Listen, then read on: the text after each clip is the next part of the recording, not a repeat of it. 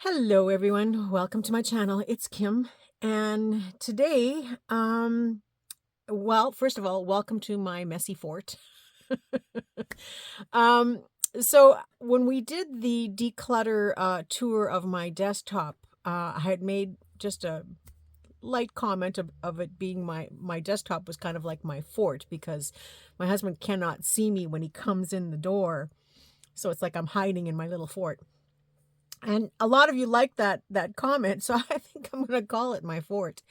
Although Gabrielle, who is a follower, a subscriber, called it the Kim's Grotto of Treasures. I like grotto too. That's kind of cool. But either way, welcome here. So today is part 2 of my mass making 16 journal covers. Now you saw, if you watched part 1, you saw how we made the covers. So here are all 16 in one of my meat trays that I use all the time. There's an image there that I want you to see too. So they are ready to go. They've all been trimmed. You saw how I put the cardboard through the fabric sleeve and built it up and glued it and put everything in place. So now part 2 is to just kind of choose the colors and choose my method of decorating. So in part 1, between cutting the fabric and cutting the cardboard, gluing them, sewing them, and then doing the trimming after, I had told you it was about 3 to 4 hours of time invested in just making the covers. Well, yesterday I probably spent about 2 hours on the computer going through some digitals that I had, some digitals that I downloaded from different sites, and then I brought the digitals, like I just printed one page of each one, kind of to bring down and gather materials for them. So when I do this, I usually only make one journal at a time, but on occasion, in the past, I have made several journals. And even though I use different kits, I don't always use an entire kit. But this time is going to be a little bit different. I am going to use entire kits.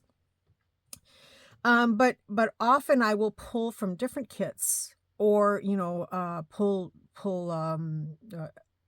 2 or 3 kits together.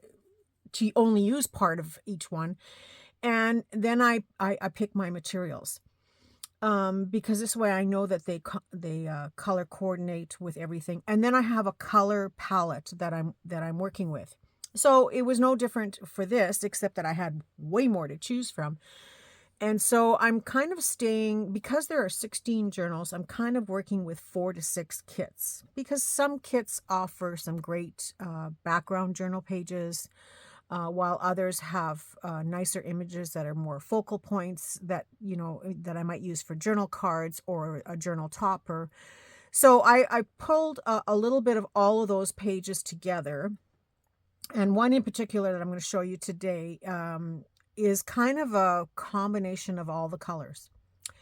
So in choosing my materials, I wanted to stay with the greens, the browns, and a little bit of cream colors. And I had mentioned that in the first video that's kind of where I was going, because I sort of knew that I would do kind of woodlands type journals and fairy journals. So when I choose the materials, I kind of went with the idea that if all the journals had these basic colors, they would all complement each journal. And so I'll just show you the one image here. This is from Creative Fabrica. The gal is called the Dutch Lady, I believe is her name online, and she has a woodlands kit. So I hope you can see that. I've laminated this piece because it'll be one of the covers that I use. So in this one, you can see that there's like sort of a tealy green color and more of forest green, and then there's lighter greens, like they're all forest colors. So I kind of focused on a combination of those colors so that I know that from one kit to the next, some of it is going to match, which makes it all work together. And then this way, and I was careful which kits I picked. I won't lie about that. I looked at different ones that I specifically wanted certain colors, and so when I printed the test pages, I'll show you a few of them. When I printed the test pages, I pretty much knew it was going to be a win-win, with the exception that I may pull little bits and pieces throughout the journals when I'm doing the final embellishing. Because I said this is going to be many parts to this series, because there's 16 journals, so it's not going to be quick. So when I get to each set, then I will pull specific colors. Like in here, there's a little bit more rust, and there's a little bit of this pinky burgundy in here. So I may go back and revisit that and pull things for embellishing that will include those colors. But for the most part, I can look here and I know that this is a really nice complement to making this journal with this in mind. And it also saves time. It saves time in looking for things and trying to put things together, because, you know, sometimes I really like to make things very specific for a journal. So in doing this in mass making, you have to be a little bit more generic in order to get through the process fast, and but still make them all look different. So you will see that more as we go along, but this is the starting point for these journals. So I'm gonna take these journals. I'm gonna leave this picture up here, but I'm gonna take these journals off the table and just leave one and put it on the floor in my fort, because yes, I do access the floor. Now, again, I'm just kind of showing you the kinds of stuff. If you watched, I did a short video where I was teasing you that I was taking apart a dress. I didn't do a video showing you taking apart a dress, because all I did was I chopped the skirt off. So if you haven't watched the short, go back to my main channel page and look under shorts. It's just a short there that shows you the green dress. So this is one of the appliques on the green dress. It's just massive. Some of them are several pieces stitched together, and in parts of the dress there's smaller pieces like these that I've taken off the tulle backing already, and these will get used in different parts of the journal covers, but I will again show you that. So the green dress had 5 layers on the skirt. There was this tulle. There was a sparkly tulle, but I really don't want to go too much sparkly on these journals, believe it or not. So that one I put aside for another project. And then there was a layer of satin, which is right here. This is the green satin. This is the scrappy bits from when I cut the skirt off. And then there is this silky green lining as well. So that's 1, 2, 3, 4. What am I missing? I'm missing something. Oh yeah, there was another layer of organza. Now, do I have any of the organza here? No, it's a little bit darker purple, or darker green, I mean. I did put it close by. Here it is. This is the organza, but I won't be using this today. I have enough with this tulle. So this is so similar that I could use it the same way, but organza frays a little bit more, so I'm more likely to use the tulle because it won't fray. So when I took the skirt apart, of course, there were lots of choppy bits of the layer that had the appliques on, because I was removing the appliques from the layer. So that creates a lot of these little small pieces that I will use, and you will get to see me using these in the journal when we get to the embellishing stages. But I had also lots of pieces that were pretty long, and these are I think this one's a longer one too, but I have lots. It's amazing. This dress just had a mountain of fabric. I couldn't imagine wearing it. It would have been so heavy. But where I have these long pieces that, you know, they're at least 18 to 20 inches long, or sometimes longer, and they might have little holes where I took the appliques, where you know, it would catch and then make a hole in it. I use these for making trims, ruffle trims. So that's what I did yesterday is I made these trims, and you can see I've got tons of it. And what I did is I cut it into about 1¼ inch wide strips using the rotary cutter, and I just sliced and sliced until I had a whole huge pile. And then I sat down at my sewing machine and just gathered them to make the ruffles. So I have probably about 7 or 8 yards here now that is done. So, you know, I cut up the dress. I made the ruffles because I knew I wanted that as a color in here, and I wanted to use it along the outside edge here of the journal cover, along this one edge, because now the thing with the covers is to cover up anything that looks a little rough and you know, that could unravel. Like, I don't want this to come apart, so I will glue this down on the one side and also do some finishing on the inside with another material, but I'll explain that after too. So that was the plan, and I knew that right from the get-go that I wanted something, and this is very complementary to the different digital kits that I will be using. And so that was one thing I did yesterday. And then I had kind of gathered the images that I liked, some of them, not all of them yet. And then I started gathering the materials, and it was chopping up the dress. That was part of my day yesterday. So all in all, I probably spent another 4 hours yesterday working on these kits behind the scenes, picking out materials, picking out digital kits. This is not something that I can really show you in my studio. Maybe if I wore a head camera, we could walk around my studio together and pick stuff. But it would be, I think, quite annoying more than anything. Although I should give it a try and see. My husband does have a head cam somewhere. He used to take skiing with him, cross-country skiing. So I should look and see if I can use it. That would be fun. Then you could really watch me work. So anyways, and then I made these. I don't think this is enough because this is about, about 8¼ inches. Let's just say 9 inches. And I would need 2 for each journal.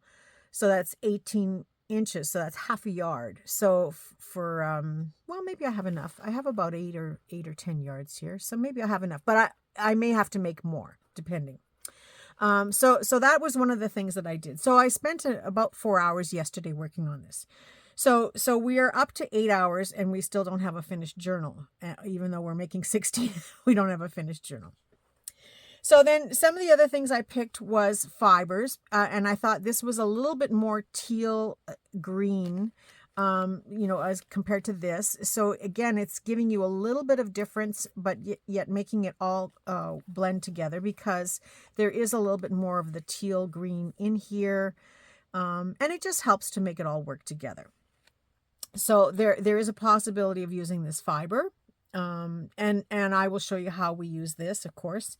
And then I have this fiber here, and I have it in this modeled color combination of, greens and browns and golds and creams, which blend very nicely with this. This is, again, with this one, these are trims that I would use to trim part of the edges so that the rough edges don't show. So I have the same trim in this where it's more, there's no green in it. This one's got a little bit of purple in there. I don't know where that came from, but so you can see the difference in colors here. This one's got a little bit more brown in it. I just brought it along for the ride, and if I'm not sure which color I would use. I think it would depend when we see more towards being finished, or closer to. So then there's extra tulle, and I don't know if I'll use other parts of this dress for this, but the option is there. I've left the scrappy bits on the table. These are all going to go into a plastic bag, and they will get used as we need them, or as I feel I need them. I also brought this green organza because the color is, again, slightly different. It's a little bit darker, but I thought, possibly. Not 100% sure yet, but it's just part of the collection. I brought this brown trim that I would use on both the top and the bottom of the journal on the outside. It's just a very narrow trim. And we're going to put these together so you will get a better idea. So this would probably be glued down along the top here to kind of finish on this side. And then I would use it on the bottom here, but I will use it with another trim. So I love my fringes. I love my dangly things, and I have quite a bit. I don't know if I have enough to do all 16, but we'll start with this first, and there is a backup plan. So I want to use this along the bottom of the journal. So again, you'll get a better idea later on, but this is how it would sit on the bottom of the journal, so that it just gives it that extra airy flow to it. And then I would use the brown trim to enhance these other colors that are in here, and make it part of the brown. Now, I'm really sorry to those of you who love houndstooth. I've had a couple of you comment how much you love houndstooth.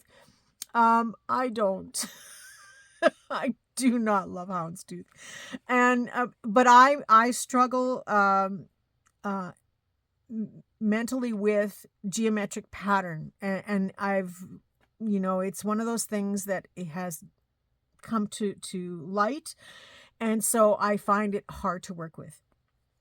And so yeah, it's not my favorite pattern, nor is it my favorite color combination here. I do love browns, but it's just not the right colors for me. So by the time I'm done, you will still see a little bit of it, because I don't like to take away all the effort and work that I've put into choosing the fabric.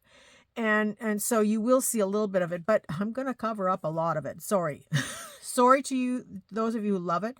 And someone gave me a great idea and said the fox and hound theme would be a good theme for houndstooth. Very much so. I just didn't find I had anything that was appealing for me in my search of my images and stuff. So there was some, but nothing that just said yeah. And the colors weren't right with the idea of making everything cohesive in using the shades of green and brown. But not to say it wouldn't happen in the future. But yeah, by the time I'm done, you're not going to see a lot. I think you're going to see maybe the top 2 rows. And I had someone message me privately, a friend, and said, well, Kim, if you don't like something, why do you work with it? Why not just get rid of it? For me, it's the challenge. It's the challenge of forcing myself to work with things I don't like, because not everybody likes what I like. So I realize I have to work in colors I don't like. I don't like pink. I do not like pink. And I work a lot in pink because I get a lot of requests from people in pink. And I think when you work with things that are not your favorite, you tend to be far more creative. And in the end, the results, I find the end results are like, I enjoy them. So it's always that challenge and the test of what can I do to make this so that I actually like it. So that is why I tend to work with things and with colors that I don't care for, because yeah, it's just something that I do. So that's why. So there's the fringe. So I kind of thought that would be fun to add on there. And seam binding. I do have this roll of green, and yes, I have a lot of supplies. I have a ton of supplies, and it's because I've done this for a long time. I've gathered supplies. I've always been a creative person, but I've made journals to sell for the last 30 years. I've been making journals since I was 14 years old. So and I've worked with fabric all my life, and seam binding is automatic. So yes, I have a lot of supplies, but it's gathering based on what you like and how you're going to use it. So I do gather in the colors, when I'm doing a project, and I always look out for things in different colors. Even though I don't always work with them, so that I do have that option, so that I can work with something like houndstooth and make it work for me. So yes, I do have a lot of supplies, but I sell my journals, and I don't buy retail very much, a little bit, late night shopping. But I do look for the bargain. I do look for treasures. I thrift. I take things apart. I repurpose, reuse, and restore. So a lot of times, sometimes people give me things. Sometimes I trade for things. I don't spend a lot of money, but I do have a lot of stuff. And you've seen over the years of watching me thrift, you've seen the kinds of things I find and what I do with it and how I take it apart.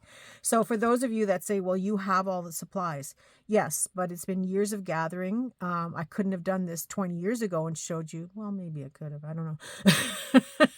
but I've always been a gatherer of stuff and a collector of collections. So yes, I have the supplies in every color from years of collecting.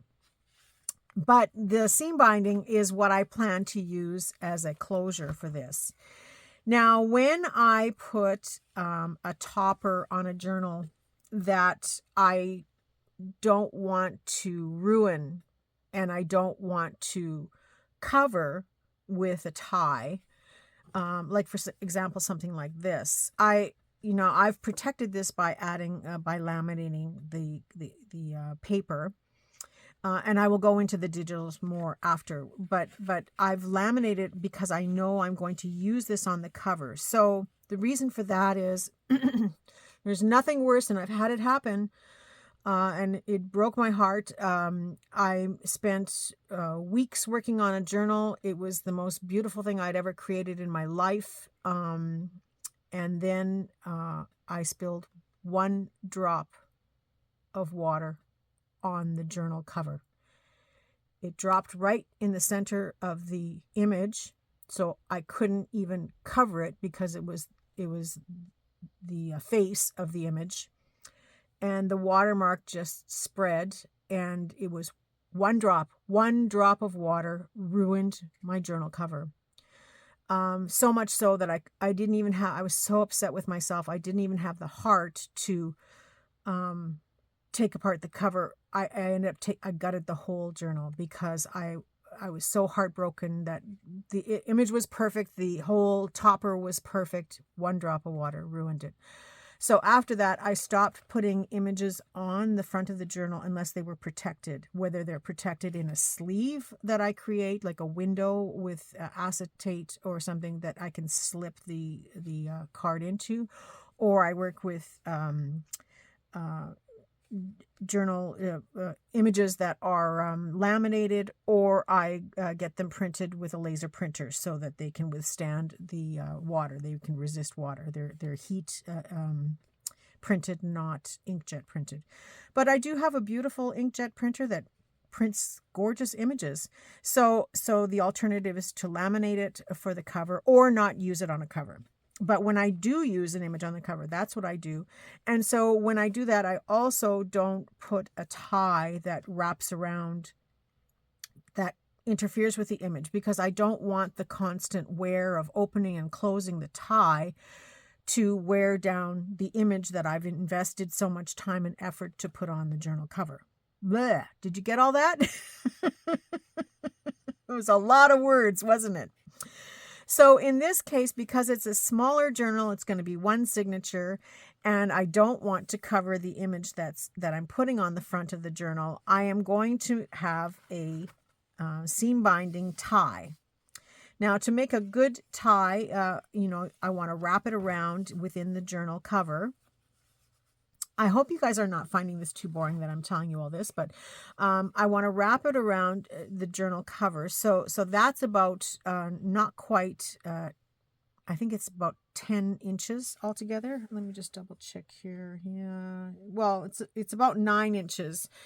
So I said 10 inches because there might be some, adjusting in some of the journals. And you have to allow for a little bit of expansion as well. Even though it's one signature and there isn't room for a spine, it's a flat spine, you do have to allow a little bit of room for tying. And then I usually use two 12-inch ties for tying the journal when I use a seam binding. So two 12-inch ties is 24, and I'm allowing 10 inches for wrapping it around. And so that's 34 inches. So ideally, easy math, I probably will go 34 to 36 and allow and trim off if I decide. And then I can decorate the seam binding later if I want by adding some shabby bits or some beads at the end or something that will be complementary, but that would be after. So that is my plan for the seam binding. And again, I wanted it to kind of match all of the colors so that no matter what, it's shades of forest green, it's the forest. So not everything is the same color in the forest. And so that's my thinking for this. I have a whole roll of it, so I have lots of it. But I do have, if I have some of the images that I'm going to use on the top that are a little bit more in these other shades, I may consider using one of those. But for the most part, I think I'm going to stick with this only because I have lots of it. So, I wouldn't be taking away from something that I only have a little bit of. So I have lots of it, so I will probably use that. And it will be the basic construction of these that will get started today. So that's, I'm probably going with this after all that. I brought this ribbon to the table. This is a wired edge ribbon, and this was thrifted. I think I paid, it looks like I must have paid $4 for the roll. I don't know. It's a wired edge ribbon, so I will take the wire out. I will probably use this to make some belly bands on the inside of the journal when I get to the pages, whether I make like a little side tuck or a full belly band going in this direction. So that's why I brought this to the table. It's a little early for this, but I just thought it would be a reminder that that's what I wanted to do, is to make some belly bands. And so that you will see later on in other episodes of this journal putting together. And then I had this teal shabby ribbon. It is probably the ugliest thing that you've seen. It's been used. I took apart whatever it was. I'm sure I must have taken it apart or found it like this. But sometimes this is the fun stuff that's great for making clusters. And so I thought, it's shabby. It would be a great base to use because of the color. So once you start adding other things into it, adding a piece of ribbon and a piece of fibers and a little bit of trim, and you really have something quite easy and quite fun. And there again, I know myself, if I would have paid 25 cents, that would have been the maximum I would have paid for this ribbon. And there's probably about maybe 4 or 5 yards in here. And it's seen better days, but I know the potential. And so I will make sure that you get to see this in the works as we go along, because this is how I like to work. And so I want you to see how that's done. Now, I think I had an elastic on this or something. It's gone now. Whatever it was. Oh, here it is. Yeah, so I will definitely show you what I do with this after. Then I also had, I don't have enough to do 16 journals, but if the need arises, I've got this other gold wired ribbon with the gold trim that I can again use in pieces, maybe for clusters or tabs. This would make great tabs on a journal. Just cutting into small pieces like this to tab a page. So, it's just here for possibility to add with it. I also have this roll of my blingy trim because I'm not sure at this point yet that I want to use it, but if I do want to use it, I have it. This stuff you can pick up at your local dollar store, or you know, if you're out thrifting, you can find things that are made with this that you can take apart. Very easy to find. You get so much mileage out of this. I use it quite often as a single strip, and it's very effective if you use it as a trim on ruffles, and I'll just show you. So I'm just cutting the one strip here from it. Where's my ruffles? And if I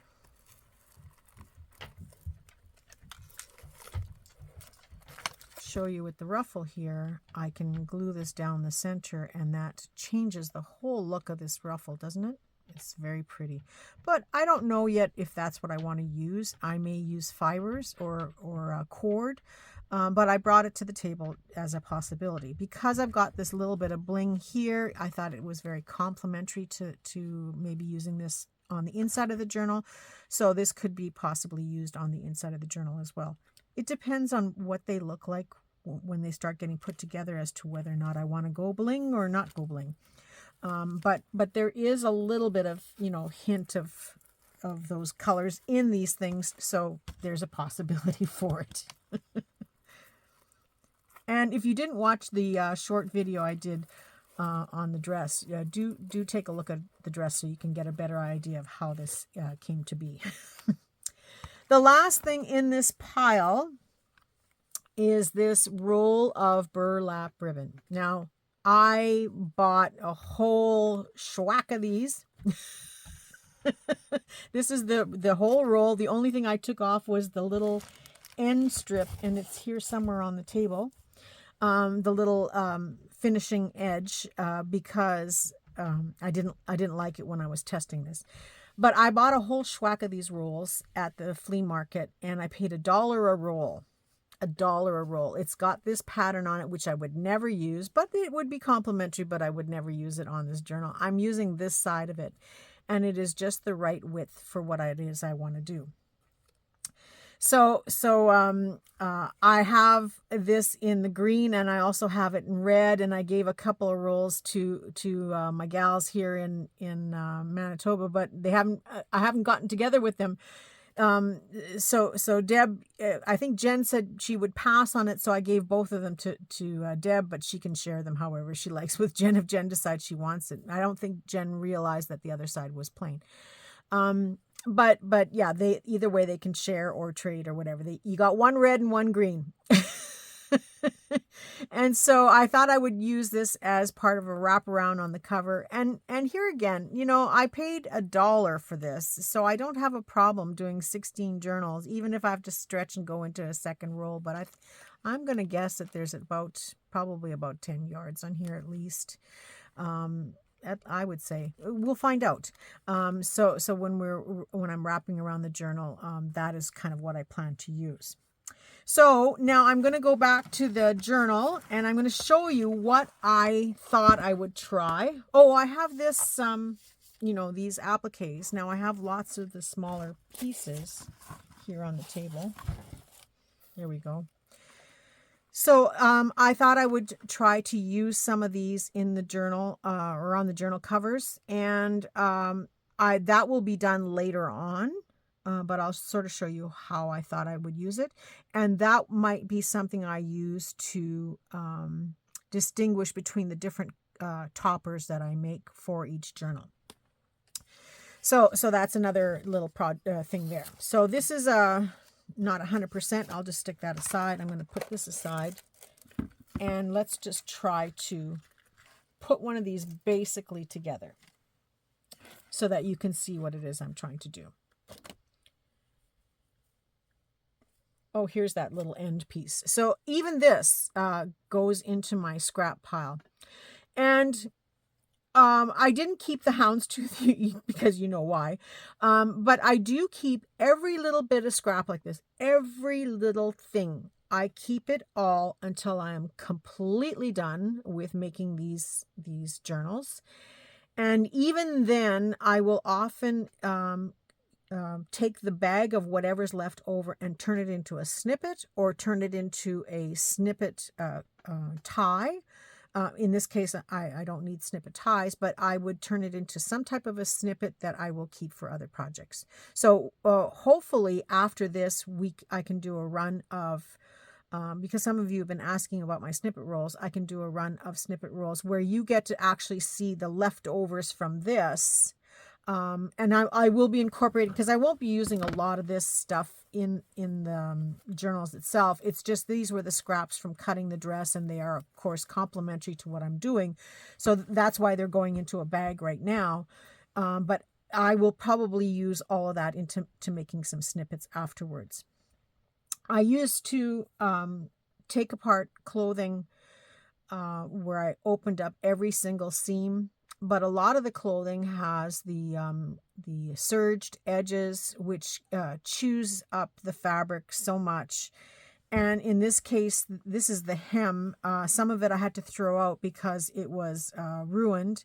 But there are so many lines of stitching in here that it's not great to use for projects.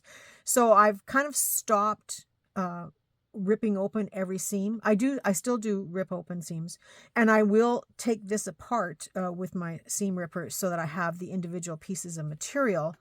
And it will be full of holes and tears and everything else in between, but this is the stuff that I will use for my snippet rolls. So it always gets kept and used eventually. But there does come a point where, I don't use all of these at the end, so then yes, I let these go, but I do keep them till the very end just in case. And I have made some amazing, gorgeous, I'm not tooting my own horn, but I've made some really gorgeous pieces using things that you would throw away without even thinking about it. And when I see the end results, I'm always pleased. So yes, I keep all of that stuff. Anyway, I could ramble on for hours here. Okay, so I'm just going to give you just a peek, and then I'm going to do one, and I'll come back and I'll tell you what I think of the idea afterwards. So here it is, and I know that I'm going to, do I have enough room here? Yeah. I'm going to add this just on the bottom. Where's my picture? Oh, wait, I need this first. I'm going to wrap this burlap around here. So I'm just going to leave it like this because I don't need to bring it right to the end because the ruffle is going to cover that I already know I'm putting the ruffle on. So that's kind of where it's going to sit. So then on the bottom, my plan is to have this, and this I will probably hot glue down. So this will be along the bottom, just the bottom, wrapped around the whole sides, just like this will be wrapped around the whole sides. Oh, where's my seam binding? Seam binding is supposed to be under this burlap. I've got a knot in it already. How do I get a knot in it? So you see why I work like this? This is how I work. I love it. Okay, so let's lift that up. Let's get the seam binding tie in here. And it will wrap around in here first. And then this will go on top.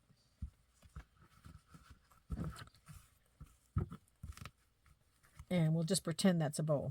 Okay. Then the ruffle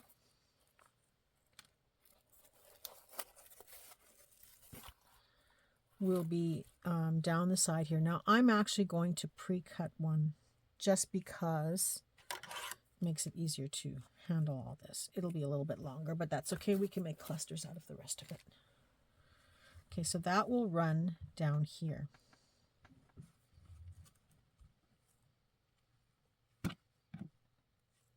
Okay, let's put the image in here so you get a better idea of how it will look. Now, I wanted the burlap a little bit higher.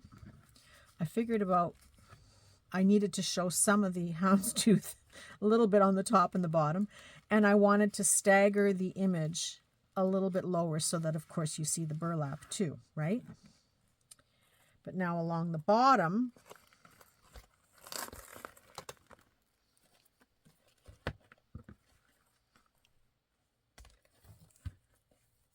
this will come across the bottom to tie in a little bit more of the brown shades. And this piece was already cut, thank goodness.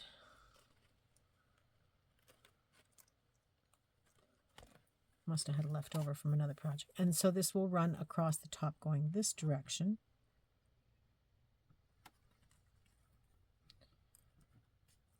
I'll put it this way. This hopefully will stay down better. Can you see that up there?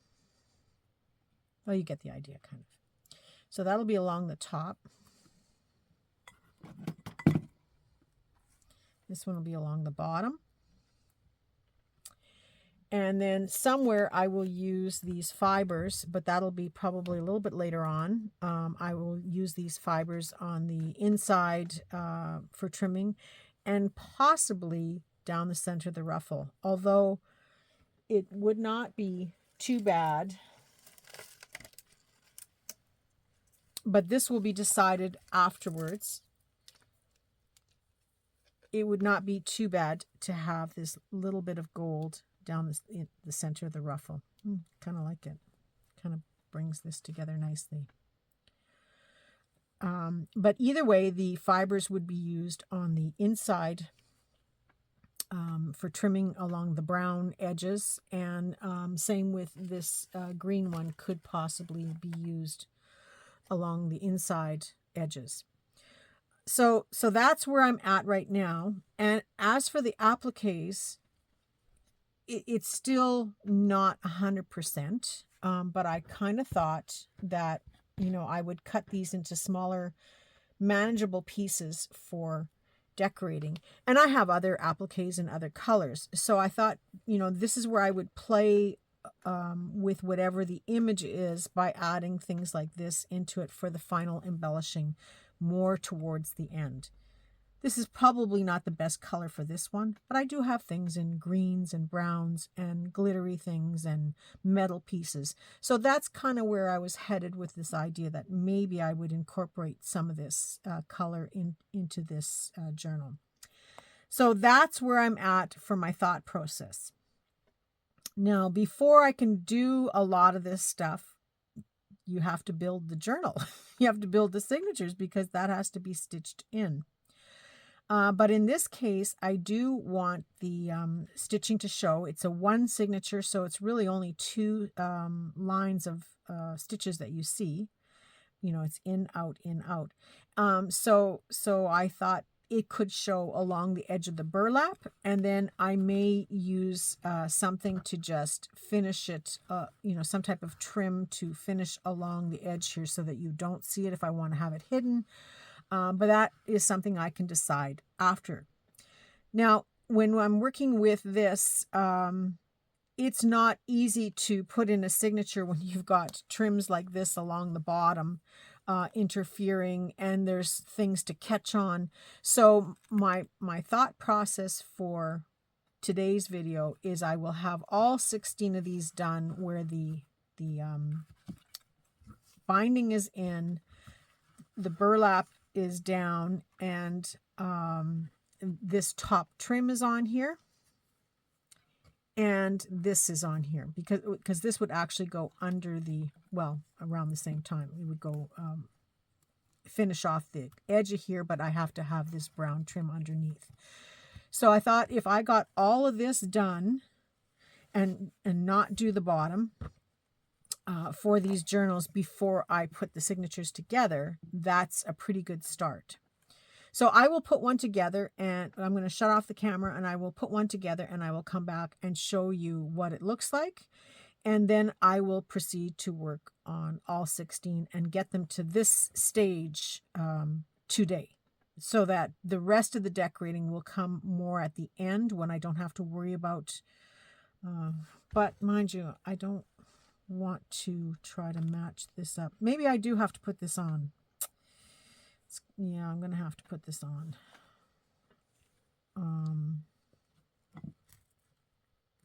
Yeah, I think I have to, because I want this ruffle to be on the outside edge here. So I could not put the ruffle on, but then I'm not getting very much done, and I could be done in half an hour, or well, not quite half an hour, but I could be done quite quickly putting the burlap on.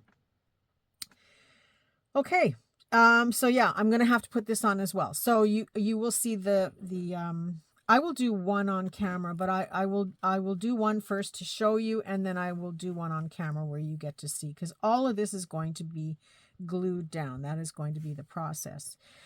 So yeah, stay tuned. I will be back shortly with this first one done.